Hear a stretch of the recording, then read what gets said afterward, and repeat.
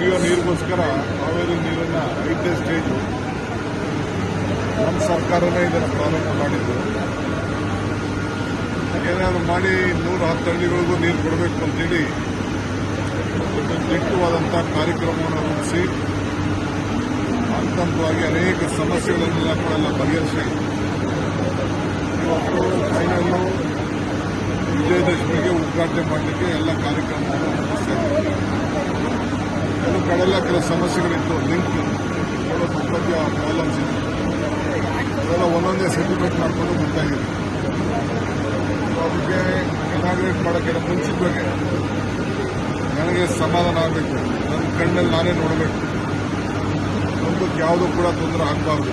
ಆ ದೃಷ್ಟಿಯಿಂದ ಇಡೀ ಬೆಂಗಳೂರಿಗೆ 1400 ನೀರು ಈಗಾಗಲೇ ಕೊಡ್ತಾ ಇದ್ದೀವಿ. ಈಗ 750 ML ನೀರು ಈಗ ಹೊಸದಾಗಿ ಆ್ಯಡ್ ಆಗ್ತಾ ಇದೆ. ಕನಿಷ್ಠ 10 ವರ್ಷ ಬೆಂಗಳೂರು ನಗರಕ್ಕೆ ಇನ್ನು ಯಾವ ಥರದ ತೊಂದರೆಯೂ ಕೂಡ ಇರಬಾರ್ದು ಅನ್ನೋ ದೃಷ್ಟಿಯಿಂದ ಈ ಕಾರ್ಯಕ್ರಮ ರೂಪಿಸಿದ್ದೀವಿ.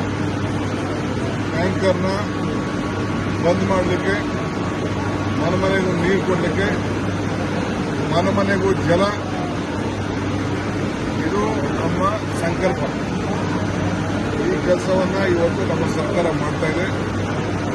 ನಮ್ಮ ಸೋಮಶೇಖರ್ ಅವರ ಕಾನ್ಸ್ಟಿಟ್ಯೂನ್ಸಿಯಲ್ಲಿ ಕೆಲವು ಪ್ರಾಬ್ಲಮ್ ಇತ್ತು, ಕೆಂಗೇರಿ ಅಲ್ಲಿ ಕೆಲವು ಜಮೀನು ಸಮಸ್ಯೆ ಇತ್ತು, ಬಿಟ್ಟಿರಲಿಲ್ಲ.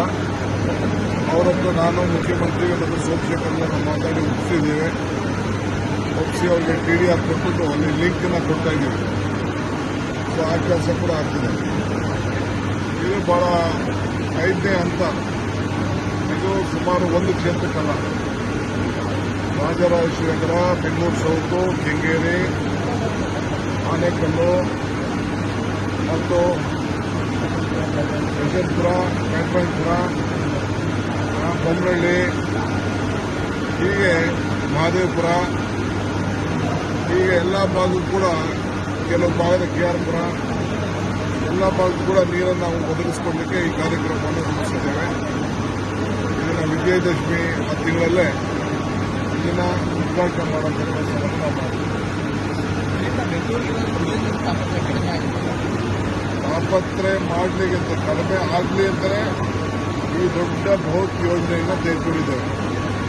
ಈಗ ನಾನು ಫೈನಲ್ ಕೊರೆಕಾಡಿನಲ್ಲಿಗೂ ಹೋಗ್ತೀನಿ, ಅಲ್ಲಿ ಕೆಲವು ಇಶ್ಯೂಸ್ ಇದೆ, ಎಲ್ಲ ಒಂದೊಂದೇ ಸಾರ್ಟ್ ಔಟ್ ಮಾಡಿಕೊಂಡು ಬರ್ತಾ